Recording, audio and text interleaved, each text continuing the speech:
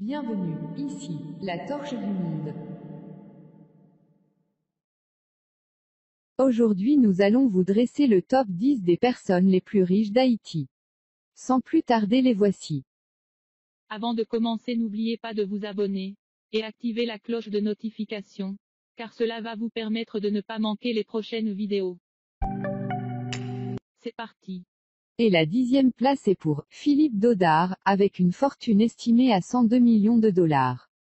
Philippe Dodard, né en 1954, est un artiste graphique et peintre haïtien.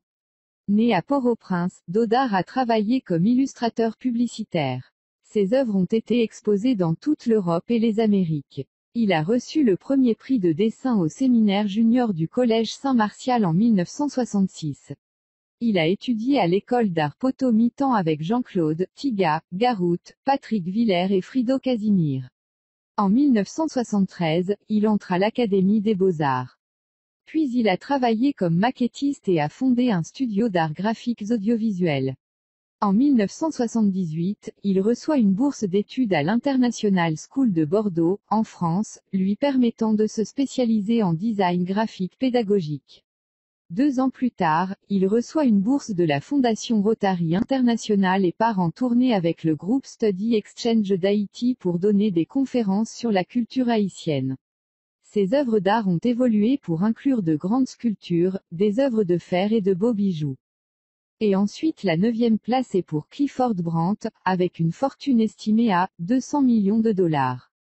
Et par la suite la 8e place est pour Clifford Apped, avec une fortune estimée à 350 millions de dollars.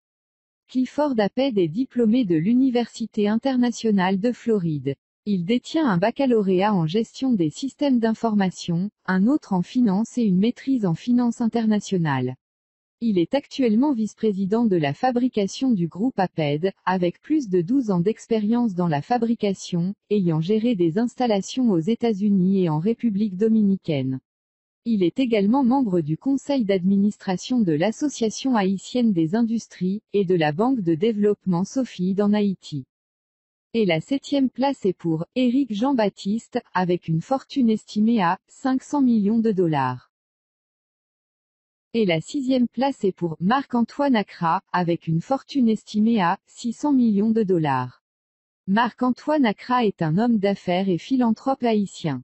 Accra est diplômé de l'école secondaire Saint-Louis de Gonzague et a poursuivi ses études à l'université de Boston où il a étudié la finance et le marketing. Pour Accra, l'éducation est la clé pour débloquer un avenir meilleur et plus lumineux. Il a également participé au programme exécutif de Sloan pour un cours de neurosciences et de leadership au Massachusetts Institute of Technology. Il a été un expert avide dans les domaines de la gestion, des ventes et du marketing pendant 15 ans. Ses compétences de base comprennent être un réalisateur, chef d'équipe, planificateur d'affaires stratégiques et gestionnaire de la relation client. Et la 5e place est pour Eric Reginald Bolou, avec une fortune estimée à 620 millions de dollars. Reginald Boulos, né en 1956, est le président de la Chambre nationale du commerce et de l'industrie d'Haïti, une 3e génération libano-haïtienne, médecin, entrepreneur, homme d'affaires et philanthrope. La 4e place est pour Jean-Bertrand Aristide, avec une fortune estimée à 800 millions de dollars. Jean-Bertrand Aristide, né le 15 juillet 1953, homme politique haïtien et prêtre catholique romain de l'ordre salésien, qui était un champion vocal des pauvres et des marginaux. Il a été président du pays en 1991, 1994 à 1996 et 2001 à 2004. Aristide a ensuite été contraint à l'exil en République centrafricaine et en Afrique du Sud. Il est finalement retourné en Haïti en 2011 après cette année d'exil. Et ensuite la 3e place est pour Grégory Meff avec une fortune estimée à 1 milliard de dollars. Au milieu des années 90, il dirigeait un groupe pour développer une cimenterie de 10 millions de dollars en Haïti. Le groupe Win, détenu par la famille Meff, est l'un des plus grands conglomérats des Caraïbes avec des participations dans diverses industries telles que l'entreposage et le stockage, traitement de l'éthanol.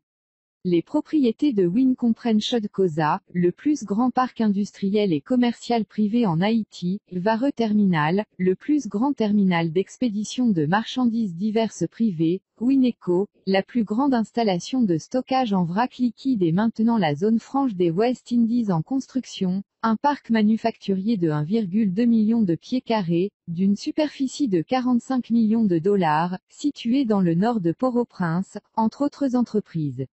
La famille de quatrième génération a toujours eu un impact significatif sur le pays grâce à ses efforts axés sur le service social, et soutient activement de nombreuses organisations fournissant à la fois des secours immédiats et un développement de l'infrastructure à long terme. Et par la suite la deuxième place est pour Gilbert Bidjo, avec une fortune estimée à 2 milliards de dollars.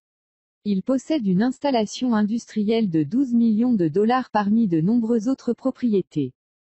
Nous sommes arrivés à la tête de notre classement et enfin la première place est pour Denis O'Brien. La personne la plus riche en Haïti est l'Irlandais Denis O'Brien qui a fait des milliards grâce à Digicel. Digicel est le plus grand opérateur de télécommunications d'Haïti et le premier investisseur d'Haïti. En 6 ans, son entreprise est passée de rien à un quasi-monopole sur le marché de la téléphonie mobile. Même s'il ne vit pas en Haïti, quand il est là, il est facilement l'homme le plus riche avec une valeur nette personnelle de 6,8 milliards de dollars.